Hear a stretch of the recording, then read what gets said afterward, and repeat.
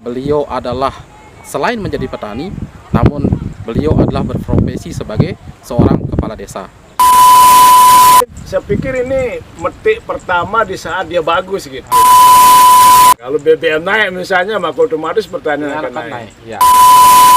Kalau Bu Bidan mau turun banu petik cabe, itu udah luar biasa ini.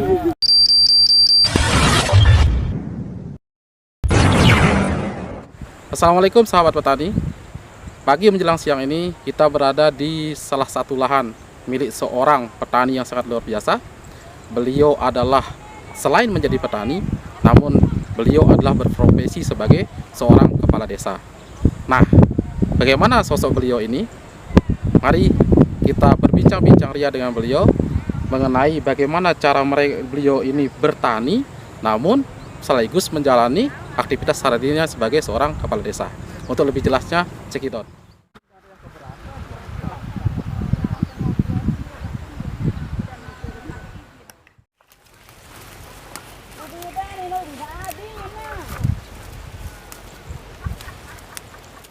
Nah, sahabat petani sekalian, alhamdulillah pada kesempatan ini kita sudah bertemu dengan Pak Kades, pemilik lahan sekaligus petani. Nah, di daerah ini. Nah, mungkin sedikit kita akan mendengar cerita beliau. Selain jadi kepala desa, dia juga menjadi seorang petani. Nah, Pak, mungkin sedikit cerita kok bisa jadi kepala desa namun sedang bertani. Nah, mungkin sahabat petani yang lain ingin mendengar ceritanya Bapak kan? Kira-kira kok bisa kayak gitu kan? Padahal yang selama ini yang kita ketahui, kadang-kadang orang jadi kepala desa atau pejabat-pejabat negara itu terjun ke sawah menjadi petani itu kurang matching mungkin ya. Tapi Pak Kades ini, Pak Iro, tetap eksis dia bertani. Nah, untuk lebih jelasnya mungkin Pak Kades bisa bercerita sedikit aja. Ya, terima kasih. Kalau berbicara bertani mungkin sulit sudah saya tinggalkan. Ya. Karena sejak kecil memang kita dibesarkan di keluarga petani. Yang kedua, saya mencoba pekerjaan lain gitu ya. Misalnya seperti usaha wirausaha yang lain. Justru di bertani ini kenikmatannya beda. Tiba usaha-usaha yang beda lain. Kenikmatannya. Memang dari segi penghasilan mungkin tidak bisa mengimbangi gitu ya, tapi dari segi kenikmatan, dari segi kedamaian kita hidup itu lebih nyaman kita menjadi petani. Iya, jabatan kepala desa itu kan bersifat tidak menentu kan. Tetapi bagi saya kalau bertani itu mungkin sampai akhir hayat gitu. Nah, itu sahabat petani, bahwa bertani itu adalah sampai akhir hayat. Walaupun ada pekerjaan-pekerjaan yang lain, entah jabatan atau profesi-profesi yang tertentu itu adalah tidak menentu. Namun kalau bertani poinnya itu sampai akhir hayat. Nah itu Pak. Nah, kalau yang lain kira-kira apa Pak? Sehingga senang ini untuk bertani. Yang kedua, sekarang ini saya lihat bertani itu kita lebih diarahkan menuju ke tantangan ya. Kita senang sekarang itu. Apa itu tantangannya? Karena tantangannya semakin tahun semakin banyak tantangannya. Nah, contohnya apa? Terutama di dalam penanggulangan hama misalnya. Ini yang unik ini. Ya, penanggulangan hama. Tahun ini pasti berbeda dengan tahun yang akan datang model tantangannya. Yang kedua tentunya setelah itu tantangan dalam hama juga tantangan dalam pengolahan lahan. Pengolahan lahan itu. Yang ketiga sekarang kita enaknya harga tidak menentu. Harga tidak menentu. Tapi enak. Tetapi enak gitu. Karena bisa, spekulasi Pak? Kita spekulasi di situ. Spekulasi kita ya. Kira-kira apa yang harus kita tanam sehingga mendapatkan uang kan? Berarti kecerdasan kita dalam kira-kira ini meneliti tanaman apa yang akan kena harga. Nah, ini yang sulit ini. Ini yang sulit ini. Ini yang sulit sahabat petani. Artinya kita mencari tanaman yang pas agar kita itu dapat harga yang tepat.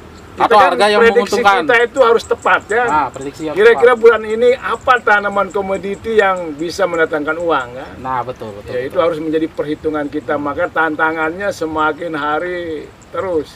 Nah, Dan sekarang bertani itu kan kita berusaha, lahan kita sedikit, tapi hasil kita harus berlimpah. Akhirnya mau tidak mau menjadi petani harus berinovasi.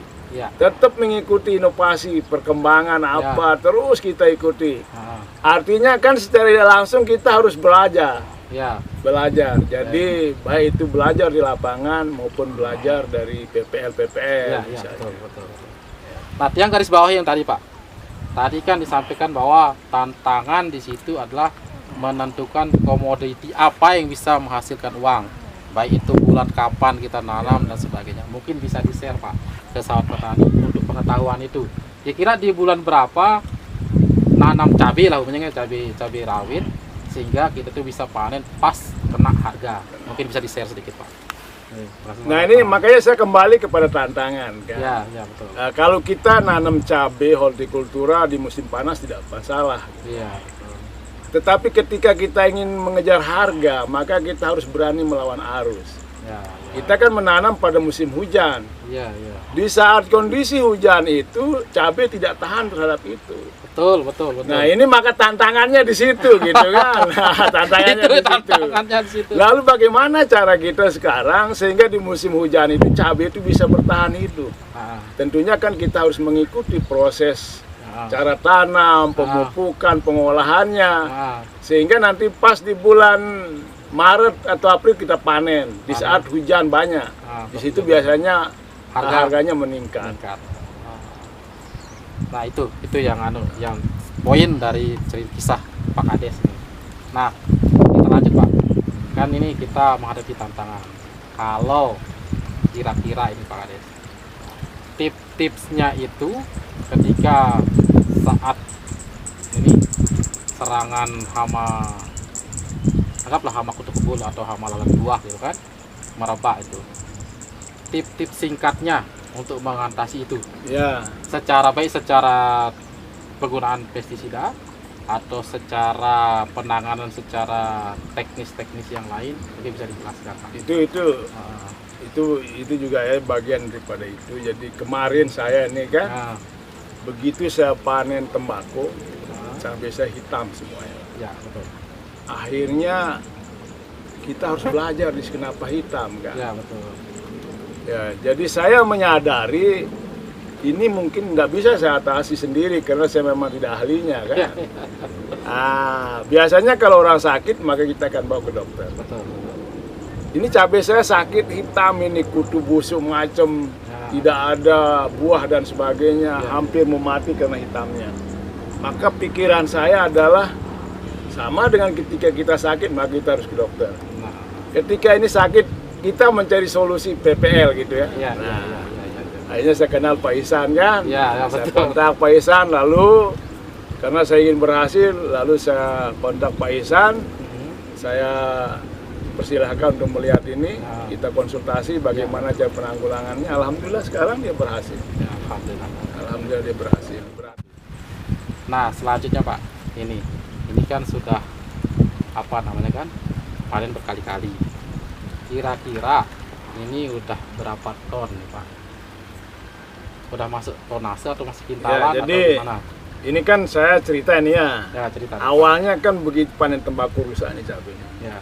Dia hitam semuanya, buahnya tidak ada. Buahnya tidak ada, sehingga kita hanya mendapatkan 50 kilo seluas ini.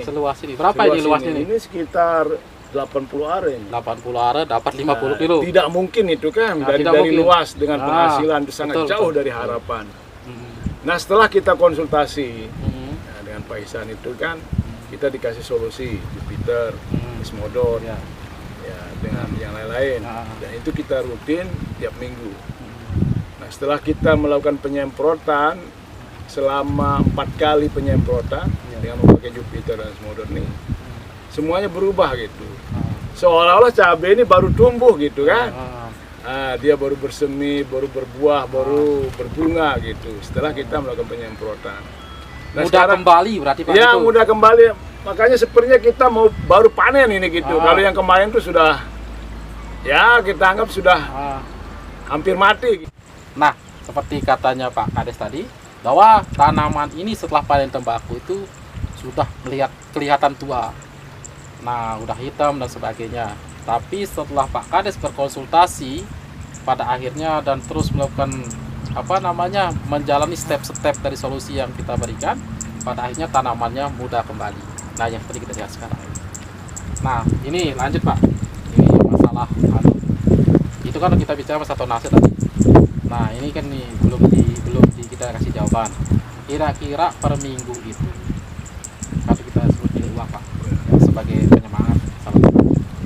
Nilai uangnya per minggu dari tanam cabai rawit ini berapa kira-kira Pak? Kalau yang sekarang dengan harga sekarang?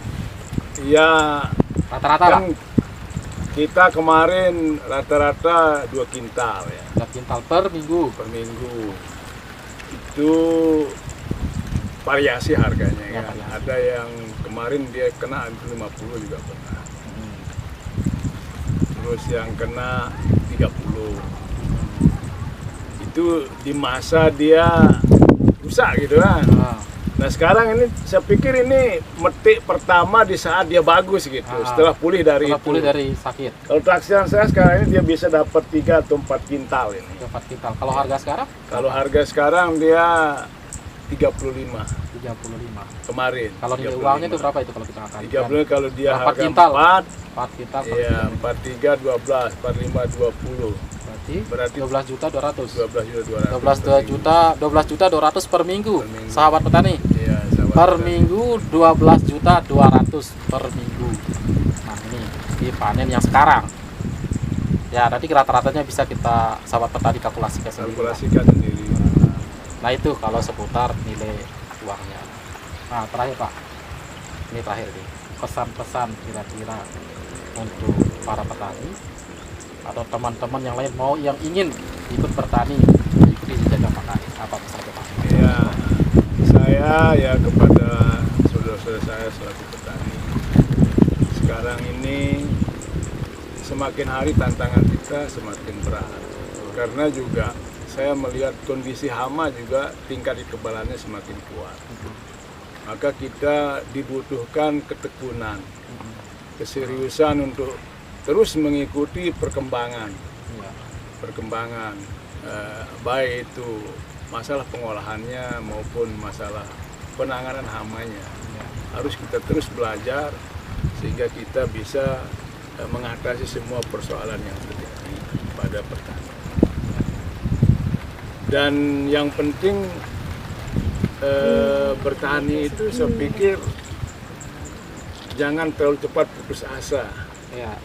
Biasanya kita gagal pertama itu, ya taruhlah sekarang kita coba tanam cabai rawit misalnya, lalu gagal, maka biasanya mental kita jatuh gitu. Ya, mental down. Iya. Ini yang saya berikan motivasi kepada rekan-rekan petani, gagal bangkit lagi. Dan terus mencoba mengikuti perkembangan komoditi yang dibutuhkan oleh pasar terutama. Iya. Jadi kita akan menyesuaikan di bulan-bulan apa yang tepat hortikulturanya seperti apa, di bulan ini seperti apa. Itu juga harus kita pelajari. Sehingga bertani sekarang saudara-saudara sekalian tidak lagi kita seperti orang tua dulu. Ya kan, satu musim. Tapi sekarang ini harus kita pelajari keinginan pasar seperti apa. Maka itulah harus yang kita kembangkan, apa yang dibutuhkan oleh pasar sehingga kita mendapatkan uang. Jadi saya harap karena satu-satunya lahan pertanian ini yang sulit bisa mengalami krisis menurut saya. Dia terus mengikuti perkembangan perekonomian. Ya, kalau BBM naik misalnya, maka otomatis pertanian akan naik. Iya, betul. BBM naik, pertanian akan naik, sahabat petani. Jadi jangan risau dengan BBM naik. Kita fokus dengan menyukseskan pertanian.